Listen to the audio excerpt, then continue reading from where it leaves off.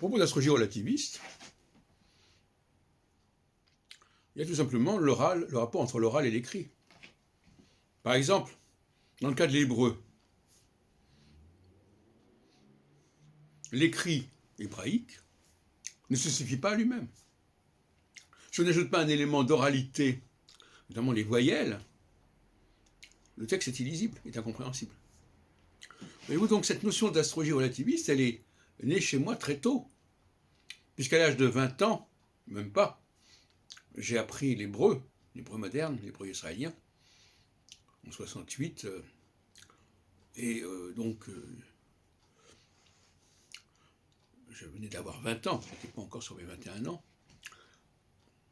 Et finalement, cette notion que ce qu'on va apporter, et sans cet apport, ça ne va pas, c'est exactement ce que je pense avec l'astrologie aujourd'hui.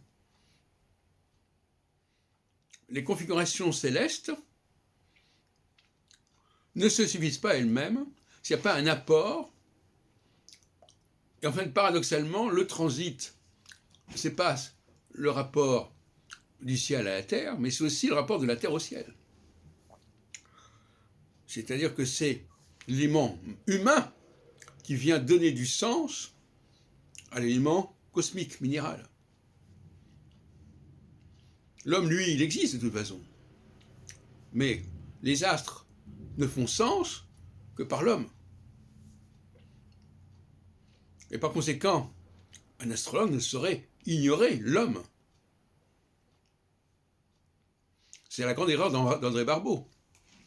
D'ailleurs, il doit le regretter maintenant qu'il est passé de l'autre côté. D'avoir ignoré l'homme. D'avoir cru qu'on pouvait développer une astrologie mondiale sans tenir compte de l'humain. Ce qui d'ailleurs exige de ne pas faire des prévisions à 36 ans à l'avance. Évidemment. Comment est-ce que je pourrais savoir quels sont les hommes, quels sont les leaders qui sont en présence dans 30 ans? Ça n'a pas de sens. C'est un contresens majeur.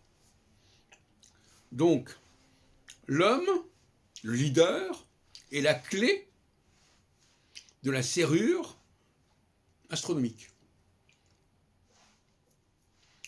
S'il y a personne, c'est comme l'histoire de Cendrillon et la pantoufle de verre, s'il n'y a personne s'il n'y a pas la bonne clé, la porte ne s'ouvre pas. Et si ça ne s'ouvre pas, eh bien à ce moment-là, le ciel est muet et le ciel n'apporte rien. Le ciel est stérile. Donc, pour revenir à mon image, il y en a certainement d'autres, mais l'image de la serrure n'est pas mauvaise non plus. Le ciel est une serrure, mais il n'y a pas de clé. Il faut avoir la clé. C'est comme par exemple pour l'histoire de la bombe atomique. Ça ne marchera pas si quelqu'un n'arrive pas, s'il n'y a pas deux personnes qui ont la bonne clé. Ou le coffre-fort ne s'ouvrira pas s'il n'y a pas la bonne clé. Donc finalement, le leader, c'est un élément extrêmement précieux de l'humanité, parce que c'est le leader qui va ouvrir le système. Et selon le leader, le système aura tout à fait un autre sens. Si le leader... Alors, vous avez une configuration donnée, à un moment donné. Elle n'aura pas la même signification selon le soleil des leaders. Cette même configuration où Jupiter, par exemple, se trouve à tel endroit, il pourra aspecter le soleil de l'un en carré et le soleil de l'autre en conjonction, en opposition. Et le leader n'aura pas la même politique. Par exemple, pour la question de la pandémie, si le leader au pouvoir reçoit à ce moment-là un aspect de conjonction ou d'opposition, il ne gérera pas les problèmes de la même façon que s'il reçoit un aspect de quadrature. Voilà, tout simplement. Et donc on voit bien que l'astrologie est la clé de la science politique de demain.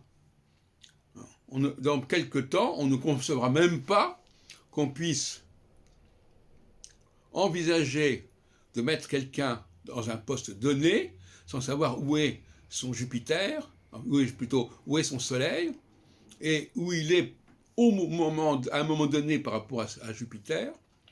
Et on saura aussi que dans X années, eh bien, ce leader va pouvoir être mis en place parce qu'il il apportera l'élément qui manque. Là, c'est pas le leader qui correspond à la configuration, le leader fait partie de la configuration.